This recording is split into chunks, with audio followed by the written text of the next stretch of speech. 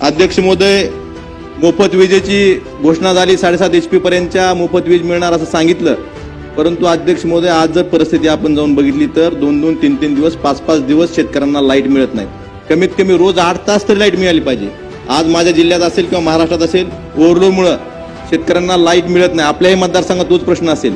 अध्यक्ष महोदय, मला एवढंच सांगायचंय की कमीत कमी रोज 8 तास तरी लाईट शेतकऱ्यांना सुरळीत मिळावी यासाठी सरकारनं सूचना दिल्या पाहिजे, त्यापर्यंत काम झालं पाहिजे.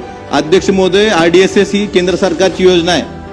यातून ऑक्टोबर मध्येच, मागच्या 2000 ऑक्टोबरच्या 23 मध्ये त्याचा DPR मंजूर झाला आहे. धाराशिव जिल्ह्यामध्ये या योजनेतून नवीन 19 सबस्टेशन, 34 नवीन ऍडिशनल पॉवर ट्रान्सफॉर्मर आणि 9 ॲग्युमिटेशनचे ट्रान्सफॉर्मरची कामं मंजूर आहेत.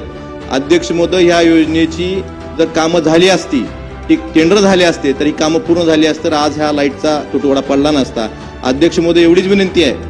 मी या सरकार स्थापन झाल्यापासून ऐकतोय की महाराष्ट्र